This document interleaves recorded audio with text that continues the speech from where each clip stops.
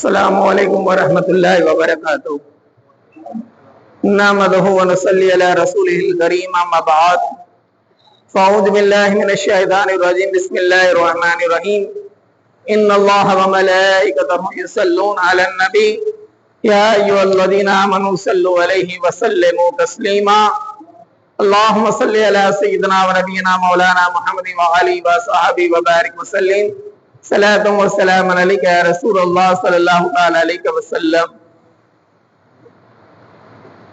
تقریباً 4.5 پارے کی تلاوت ہوئی ہے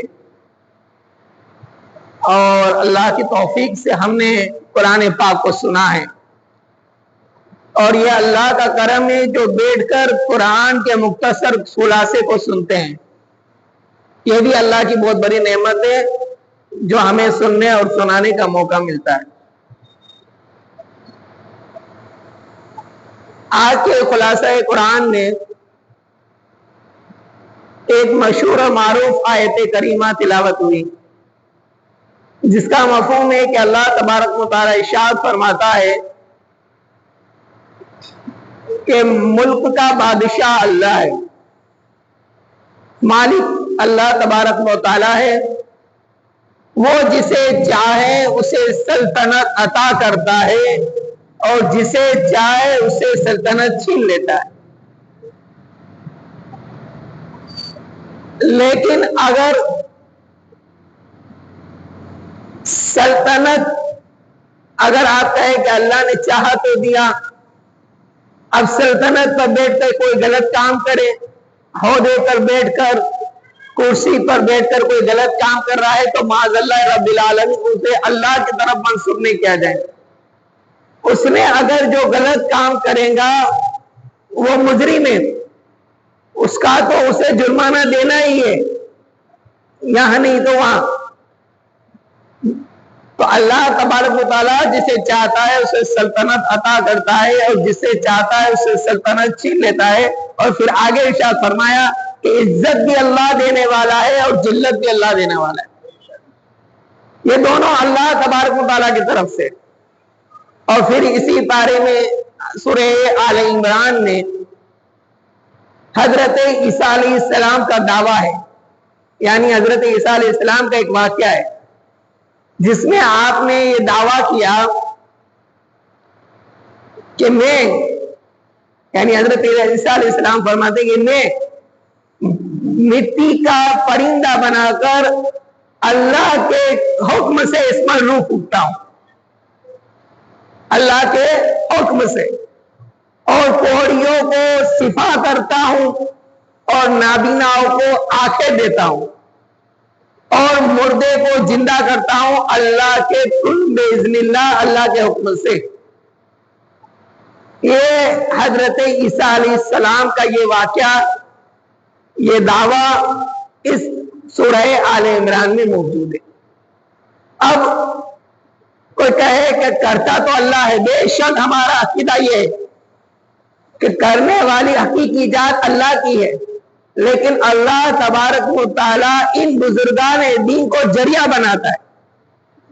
جیسے کسی نے کہا کہ تاج الاولیاء نے مجھے اولاد سے نوازا، تو کہنے والے کے مقصد کو دیکھا جائے گا، نہ کہ اس کے الفاظ کو۔ اس کی نیت اور مقصد تو یہ ہے کہ تاج الدین بابا تاج الاولیاء کے وسیلے سے، ان کی دعاؤں سے اللہ نے دیا، تو وہاں کوئی شرک اور کوئی بدعت نہیں ہے۔ یہ جو بات پہ توپ لگا دیتے ہیں شرک اور بدعت کا، تو پہلے ہمارا کہنا یہی ہے کہ دینے والی حقیقی ذات اللہ کی ہے، اور یہی ایمان رکھنا ہے ہمیں، یہی ہمارا پکا ایمان بھی ہے کہ دینے والی ذات اللہ تبارک و تعالیٰ کی ہے، ان کو ذریعہ بنایا، وسیلہ بنایا۔ تو آپ اگر کسی سے کہے تو دعا میں یہی الفاظ کہے کہ اگر کوئی کہے یعنی آپ کا کوئی کام پورا ہو گیا تاج الدین بابا پہ جا کر یا کسی اللہ کے ولی کی بارگاہ میں جا کر، تو آپ کو یہی بولنا ہے کہ اس بارہ صاحب میں مزار کی مزار بھیجے گئے تو ان کی دعا سے اللہ تعالیٰ نے ہمارا یہ کام کر دیا، کرنے والی ذات اللہ تعالیٰ کی۔ یہ بات کو ذہن میں محفوظ رکھے۔ اور پھر اللہ تبارک و تعالیٰ نے فرمایا کہ جو کفر پہ مرا اس کے لیے دعائے مغفرت نہیں ہے، اس کے لیے دعائے مغفرت نہیں ہے، کیونکہ وہ ہمیشہ کے لیے جہنم کے عذاب میں کافر، وہ ہمیشہ کے لیے عذاب جہنم میں۔ اگر اس میں کوئی شک کرے گا کہ اللہ تعالیٰ اسے بخش دیا ہوں گا تو آیت قرآنی کا انکار ہے، آیت قرآنی کا انکار ہے، اور اس آیت کا انکار کرنے والا کافر ہو جائے گا۔ پھر آگے اللہ تبارک و تعالیٰ نے ارشاد فرمایا کہ اللہ کی رسی کو مضبوطی سے تھامو اور آپس میں مت بکھرو۔ اللہ تبارک و تعالیٰ نے فرمایا کہ اللہ کی رسی کو مضبوطی سے پکڑو اور آپس میں مت بکھرو، یعنی چھوٹی چھوٹی باتوں پہ اختلاف نہ کرو۔ اب ہمارا کیا ہوتا ہے، اگر چھوٹی چھوٹی باتوں پہ اختلاف ہوتا ہے تو کوئی ہماری طرف سے کسی سے لڑتا ہے سامنے والے سے، تو ہم اسے لڑنے دیتے کہ بھئی یہ تو ہماری نفی میں کام کر رہا ہے، ہمارے فائدے میں کام کر رہا ہے۔ اور پھر یہ اختلاف یاد رکھنا نسل در نسل چلتا ہے، نسل در نسل چلتا ہے، اور اسی لیے حضور حافظ ملت علیہ رحمہ کا قول بھی ہے کہ اتحاد زندگی ہے، اختلاف موت ہے، اتحاد میں زندگی ہے۔ اور قرآن کریم سورہ آل عمران میں اسی بارے میں فرمایا کہ اللہ کی رسی کو مضبوطی سے پکڑو اور آپس میں انتصار نہ پھیلاؤ، نہ کرو، بکھرو مت، بلکہ مل جل کر رہو۔ یہ قرآن کا حکم ہے، اللہ تبارک و تعالیٰ کا فرمان۔ اور آج کی مقدس رات ماہ رمضان شریف کی تیسری رات ہے۔ ملکہ فردوس جہاں، سیدہ کائنات، سیدہ خاتون جنت فاطمۃ الزہرا رضی اللہ تعالیٰ عنہ کی مثال کی رات ہے۔ یہ فاطمۃ الزہرا رضی اللہ تعالیٰ عنہ اللہ کے رسول صلی اللہ تعالیٰ علیہ وسلم کی چہیتی بیٹی ہے، سرکار کی 4 صاحبزادیاں تھیں۔ اور دیکھو اولاد کی تربیت کیسی کی جاتی ہے، کہ میرے آقا صلی اللہ تعالیٰ علیہ وسلم نے سیدہ کائنات کی تربیت کر کے بتایا کہ جب آپ کی عمر 3 سال کی تھی، 3 سال کی عمر کیا ہوتی ہے آپ تو بخوب جانتے ہیں، آپ کی والدہ ماجدہ سیدہ خاتون خدیجہ الکبریٰ رضی اللہ تعالیٰ عنہ کا وصال ہو گیا، تو آپ نے ان کو کفن پہنایا 3 سال کی عمر میں، اور چاروں بہنیں مل کر گھر کو سنبھالا، چولہا کو سنبھالا، گھر کے تمام کام کیے۔ اور یہ آپ کی تربیت کیسے کی گئی تھی، کس نے کی تھی؟ سرکار دو عالم صلی اللہ تعالی علیہ وسلم نے۔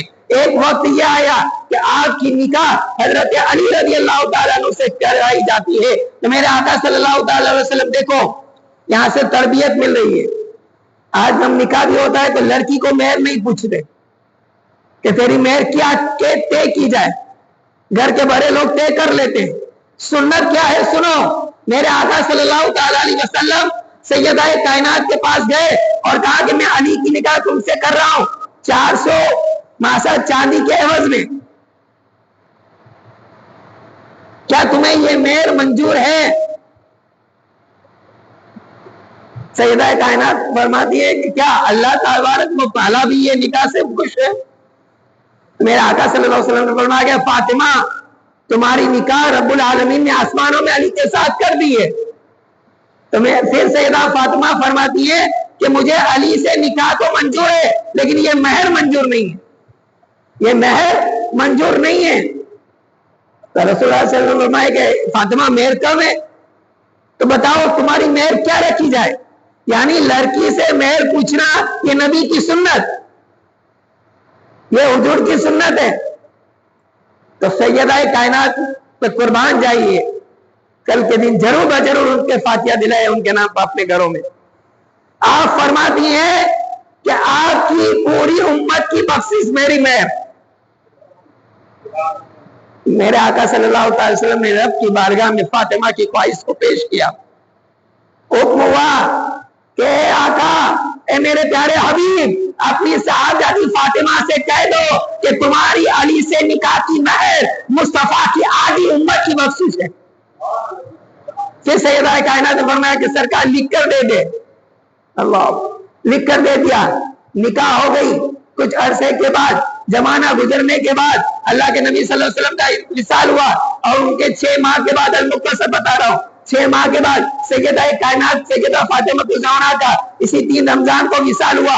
विसाल से पहले आपने घर के पूरे काम किए, खाना बनाया, बच्चों को निलाया, कपड़े पहनाए और सैयद काले अली से फरमाया कि आज मेरा विसाल होने वाला है, आज मेरा विसाल होने वाला है, और पर्ची दिया, कहा ये पर्ची को मेरी कब्र में रख देना और ये राज है, ये राज है। मौला अली ने फरमाया कि फातिमा तुमने आज तक मुझसे कुछ नहीं छुपाया है, अब जाते जाते ये राज क्यों छुपा रही हो? तो कहा मेरे शौहर नामदार फातिमा ने तुमसे कभी कुछ नहीं छुपाया है, ये वो राज है कि तुम्हारी मुझसे जब निकाह हुई थी तो मेरे आका ने महल लिख कर दिया था, यही पर्ची है जिसे फातिमा कब्र में लेके जा रही है।